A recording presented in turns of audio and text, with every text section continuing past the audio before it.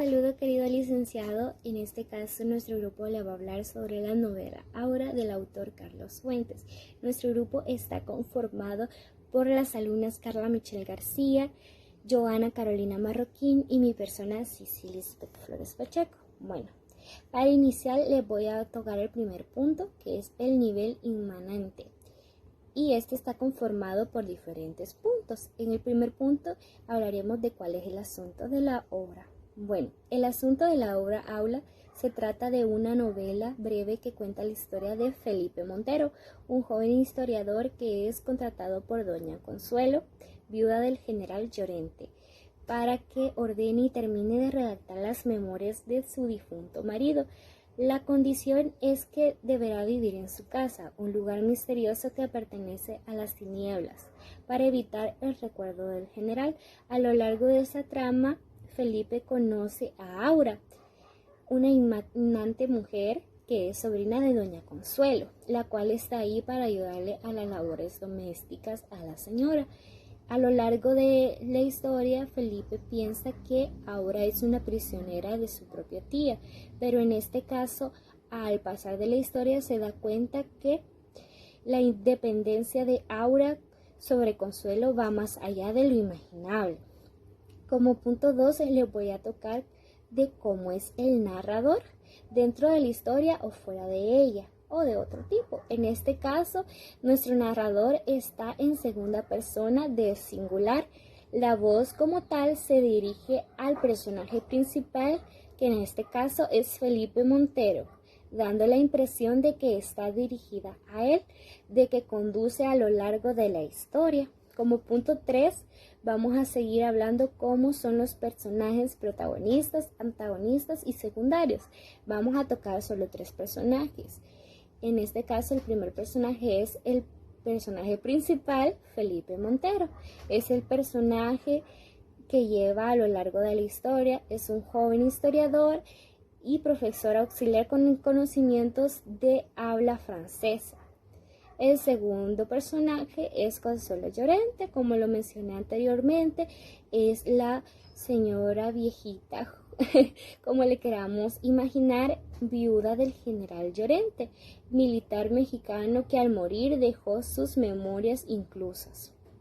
Y Aura es el personaje enigmático que da título a la obra. Es la sobrina de Consuelo Llorente, vive con su tía para ayudarle a las labores domésticas.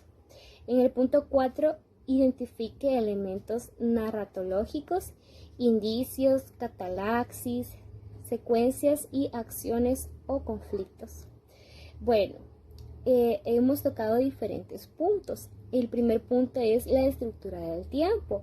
Se estructura en 5 capítulos a lo largo de los cuales se va contando de manera lineal la sucesión de hallazgo y descubrimiento a los que va atendiendo Felipe Montero durante la estancia en la enigmática casa de doña Consuelo. En el punto 2 está el espacio en el que se desarrolla la novela. La narración tiene un lugar del espacio urbano. Y bueno, el siguiente punto es el conflicto. El tema principal de la obra es la lucha de Consuelo o Aura contra la inexorabilidad del tiempo, haciendo uso de la hechicería y la alquimia. Les voy a hablar sobre los temas secundarios. El primer tema secundario es el sacrificio. Aura realiza sacrificios con gatos para tener el amor de Felipe. El segundo tema es el amor. Felipe le profesa amor a Aura sin saber que en realidad ella es Consuelo. En 3 es pasión. Esta se ve reflejada cuando existe entre Consuelo y Felipe ese deseo carnal que al final se va matizando con la transformación de Consuelo a Aura estando con Felipe.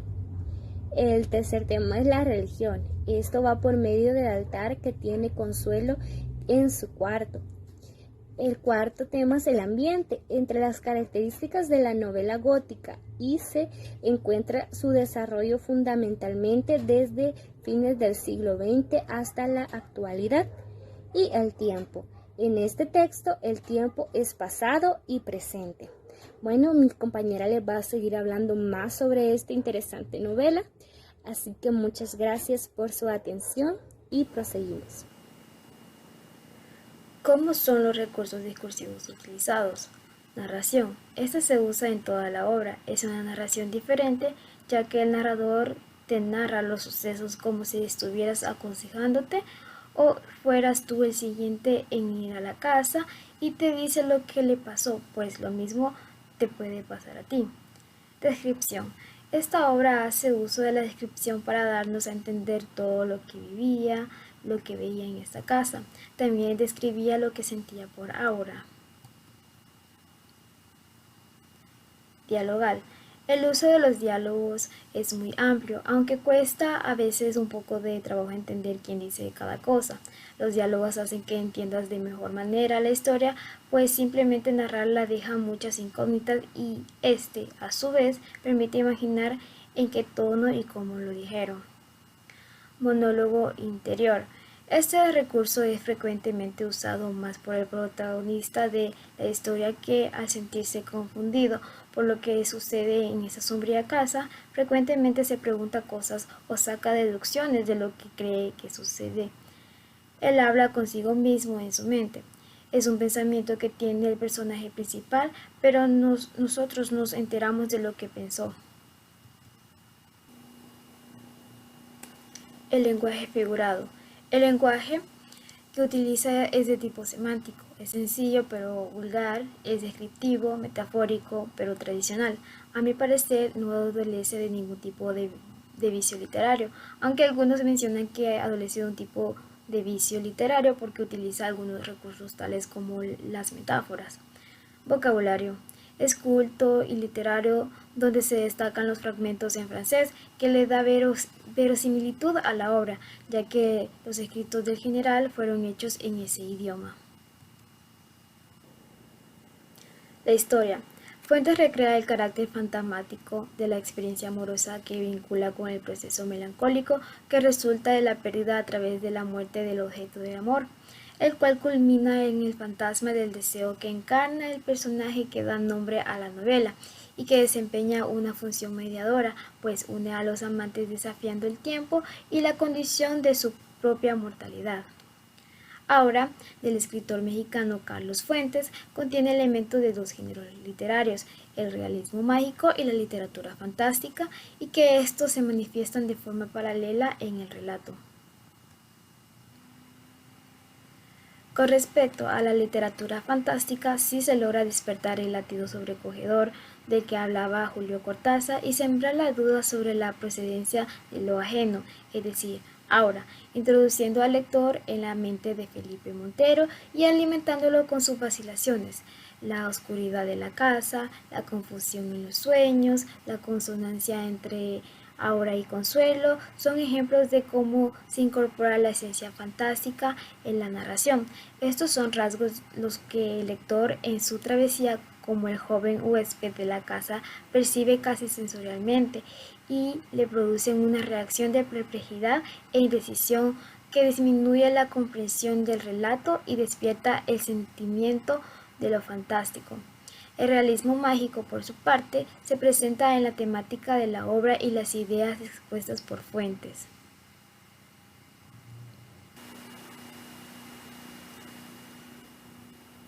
La literalidad del discurso. El extrañamiento. Una de las primeras cosas que se deben considerar es que la estructura gramatical de la narración hace que el lector deje de ser un mero receptor y se transforme en el protagonista de la novela. A su vez, este protagonista, que es historiador, se convierte en el autor colectivo, en tanto traduce y completa con otros registros las memorias de un hombre diferente a él, finalmente termina experimentando un proceso de individuación cuando añade a los diarios de vida experiencias propias y no testimonios ajenos. La obra literaria posee un carácter virtual, ya que se sitúa donde convergen los polos artísticos y estéticos. Así, en Aura diremos que el sentido de la novela es el texto constituido en la conciencia del autor y que este último puede considerarse una suerte de creador, en tanto debe completar la obra a la que se enfrenta. La comprensión de los textos depende de la experiencia y focalización exegética del receptor, es decir, el significado del texto se entiende desde la historia personal del sujeto que interpreta para con ella llegar a conocer el mundo que la obra es capaz de mostrar. Esa narración está centrada en el paso del tiempo y con la mentira por la ilusión que el tiempo genera en nosotros. El amor es el ejemplo de la atemporalidad, el cuerpo con su juventud o vejez, lo real, lo temporal. La segunda persona nos genera una atmósfera particular, lúgubre y asfixiante. La deshabituación. La novela, al estar escrita en la segunda persona del singular, quizás la voz sea más compleja para el impulso creador de un escritor. Aura en sí misma es la personificación de lo implacable.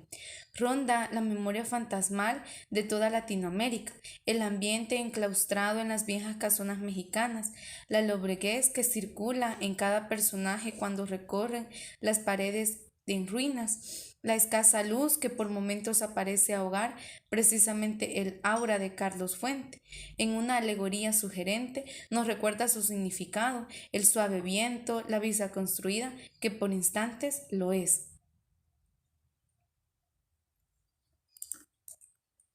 No todo alcanza a difuminarse. Desde su estructura, el lector no puede estar más presente. Es el verdadero espectador. Fuentes quiere que sea el personaje principal y que exista una simbiosis real no figurada entre el escritor y aquel que sostiene sus páginas. El análisis extrínseco.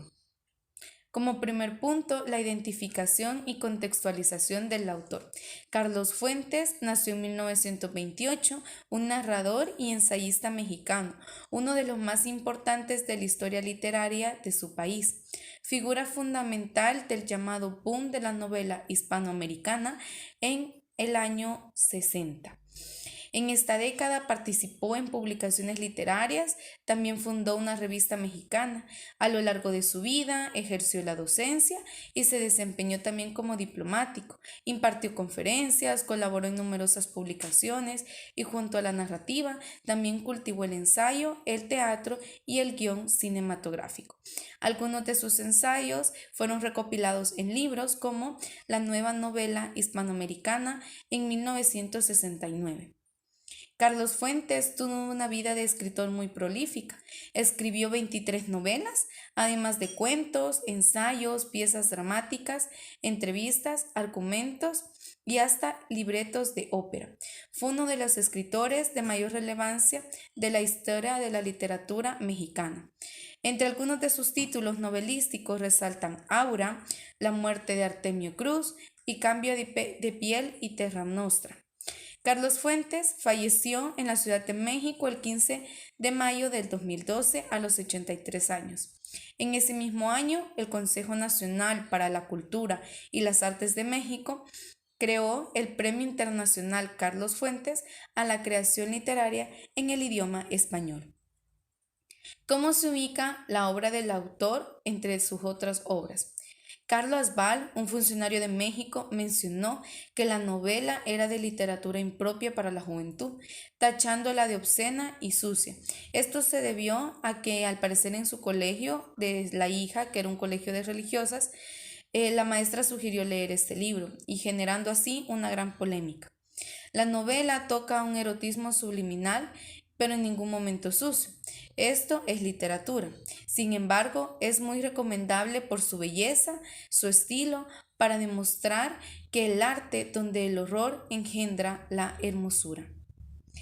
Juan Goytisolo dijo sobre Aura: es una novela suficiente, redonda, definitiva, diríase universal. El mismo Fuentes también comentó que Aura es una muerte disfrazada de vidas y varias vidas disfrazadas de muerte. Esta breve novela fue fue motivo de largos estudios, teorías narrativas, cortometrajes e incluso cómics. En la novela prevalece una atmósfera poética que no se repetirá en los libros posteriores de Carlos Fuentes. ¿Con qué escuelas o movimientos se vinculan al autor? El núcleo más importante de su narrativa se situó del lado más experimentalista de los autores del grupo y recogido los recursos vanguardistas inaugurados por James Joyce y William Faulkner. Apoyándose en un estilo audaz y novedoso, exhibe tanto su perfecto dominio de la más refinada prosa literaria como su profundo conocimiento y variadísimos registros del habla común. A finales de los años 60 y 70 apareció una serie de escritores latinoamericanos cuya intelectualidad los popularizó y fueron nombrados como el boom latinoamericano. El boom supuso para algunos autores el contacto con nuevas formas narrativas que transformaron significativamente sus trayectorias. Carlos Fuentes fue considerado como uno de los 4 principales representantes de este movimiento. Hay temas pertenecientes al boom en esta novela que se ven reflejados, y también se reflejó esto en autores del Oriente Medio. Conclusiones del estudio. Mediante este texto argumentativo se llega a la conclusión de que clasificar la novela literaria Aura no se puede ser ortodoxa o sistemática. Su naturaleza con la que se narra y el uso del discurso en la segunda persona, explorando las reflexiones caóticas del protagonista, la convierte en una creación muy particular